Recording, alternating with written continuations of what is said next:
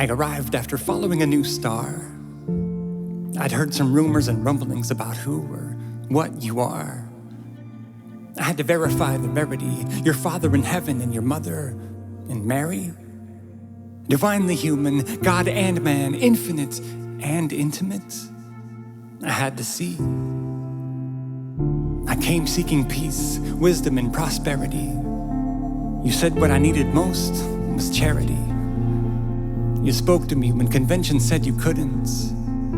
I came for a drink, and you said you had water that would forever quench my thirst. You made me think about camels and needles, and about how my battles with evil will be mostly with myself. And when I hit rock bottom, outcast and alone, you told those without sin to cast the first stone. You didn't condone, but gave me direction, the chance to change. You offered your yoke and gave me rest. On the road to redemption, you bade me blessed.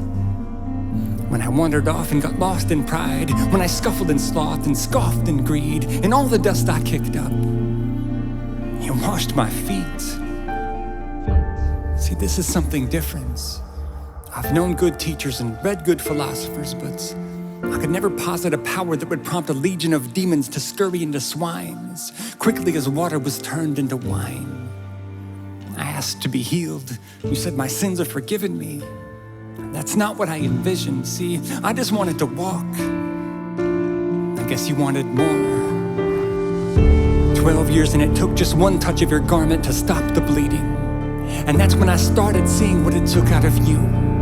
Chills went up my spine when you fed thousands with a few biscuits and fish and delivered a sermon that broke people's minds. You broke bread with me and said this I should do in remembrance of you. But even while I was partaking, I still didn't get that it was you I'd be breaking. I saw you shaking, but not shrinking. You drank of the cup and all of its bitterness, willfully absorbing all of the hits for all of my misses and all of my ignorance. And not just for me, for Matthew and Peter and Mary Magdalene, for paupers and peasants and caliphs and queens. I watched you passionately bleed for every lost son of Adam and every last daughter of Eve. And I couldn't believe that you just let them arrest you. After calming me down and healing your captor, you surrendered and said, "This has to be."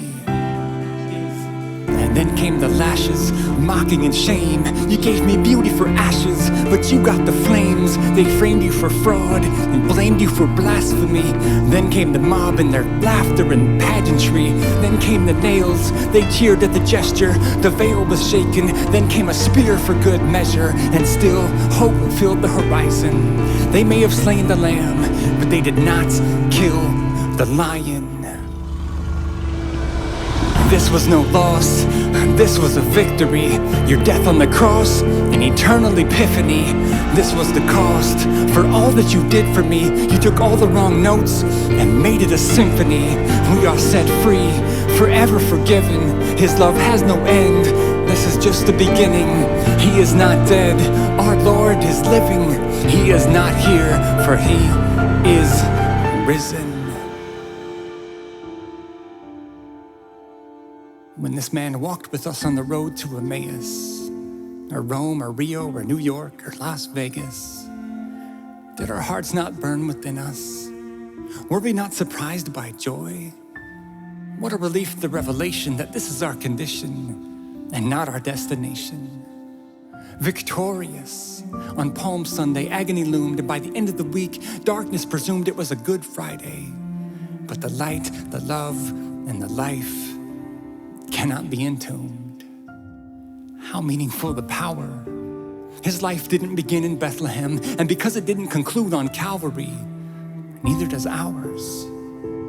And thus the saddest Saturday in history turned into the most glorious of all Sundays.